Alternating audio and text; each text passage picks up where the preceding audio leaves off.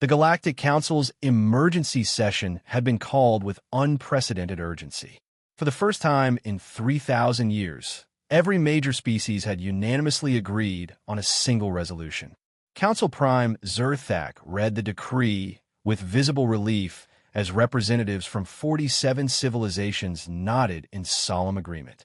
By unanimous vote of the Galactic Council, effective immediately, humans are hereby banned from participating in any form of military conflict, peacekeeping operation, or combat-related activity within Council space. This prohibition is enacted not as punishment, but for the safety and sanity of all galactic citizens.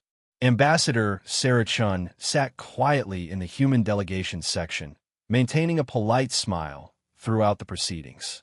Behind her, the rest of Earth's diplomatic team looked equally composed, as if being banned from warfare was merely a minor scheduling inconvenience.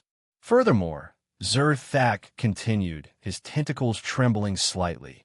Humans will be provided with exclusive economic zones, preferential trading status, and permanent seats on all non-military committees as compensation for this restriction.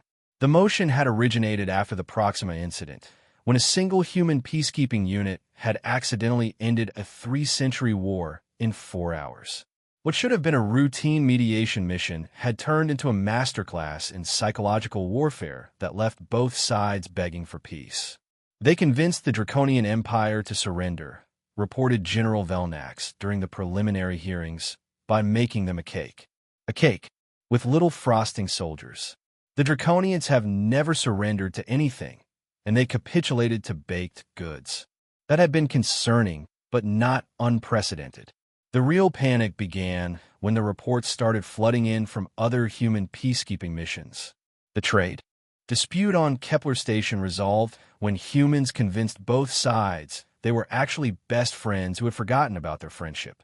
The mining rights conflict on Titan 7 ended when a human negotiator proved mathematically that fighting was inefficient and suggested they collaborate on a joint musical instead.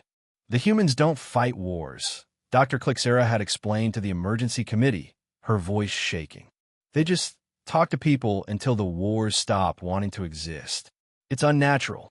But the final straw had been Lieutenant Commander Rodriguez's handling of the Crimson Nebula crisis.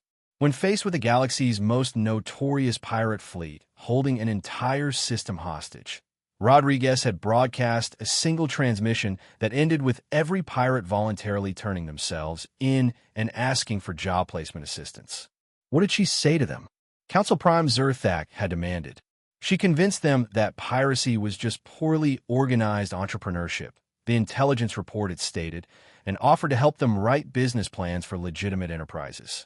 Half of them are now running successful logistics companies. Ambassador Chen finally stood to address the council. We understand and accept the council's decision, she said gracefully. Though we're curious about the enforcement mechanism. How exactly do you plan to prevent humans from participating in conflicts? The collective silence that followed was telling. Every species present had the same realization. They had no way to stop humans from doing anything. They could only ask nicely and hope humans cooperated. We were hoping, Zerthak admitted quietly, that you would voluntarily comply. Chen's smile widened slightly. Of course, we're happy to respect the Council's wishes. We'll restrict ourselves to purely civilian activities. Trade, exploration, cultural exchange, terraforming. Terraforming, interrupted the Andromedan representative nervously. Well, yes, turning uninhabitable worlds into garden paradises. It's very peaceful work, though I suppose some species might find it unsettling how quickly we can make dead worlds bloom with life. The council members exchanged worried glances.